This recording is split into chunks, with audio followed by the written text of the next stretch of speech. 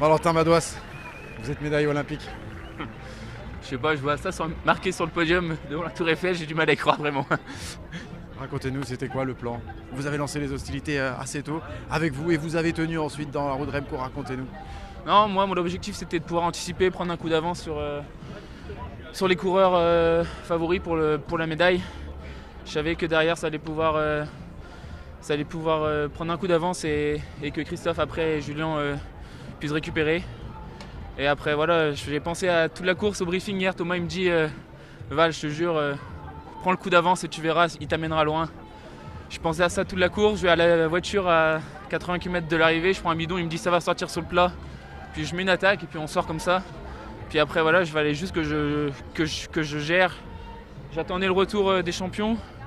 Et à partir de là, fallait juste s'accrocher dans la roue de Remco le plus longtemps. Je me suis dit, plus tu t'accroches, plus tu bascules, plus tu as de chance de remporter une médaille. Alors voilà, j'ai donné vraiment tout ce que j'avais à donner. Il était au-dessus du lot, même si dans le final, voilà, je le voyais au loin, mais je pouvais pas faire mieux. J'avais donné tout ce que j'avais. Et faire deuxième ici à Paris, dans un cadre comme celui-là, j'ai rien à dire.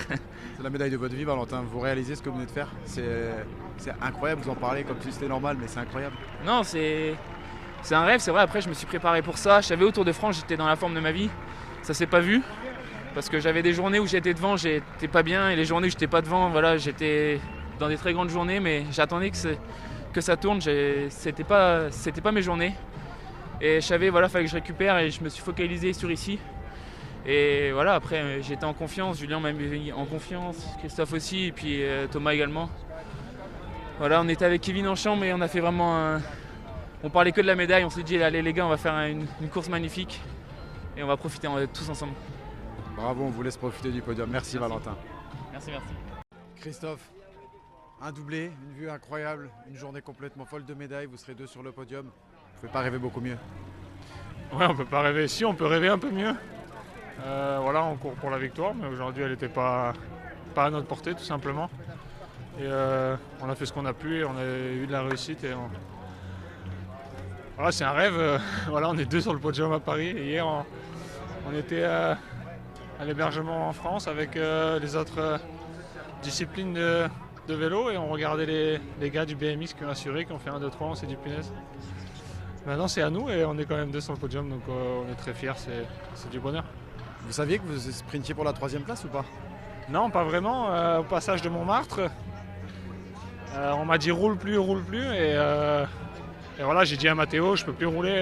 Je voyais Valou un peu devant, mais je savais vraiment pas, je me doutais vraiment pas qu'il était deuxième encore. Et voilà, je passais vraiment le minimum syndical on va dire et je sprint pour la 3e place, je passe la ligne et Valou il me dit tu fais 3, je lui dis comment ça je fais 3?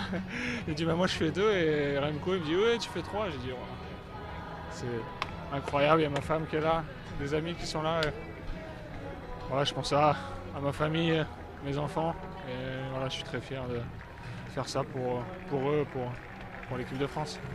Merci beaucoup Christophe.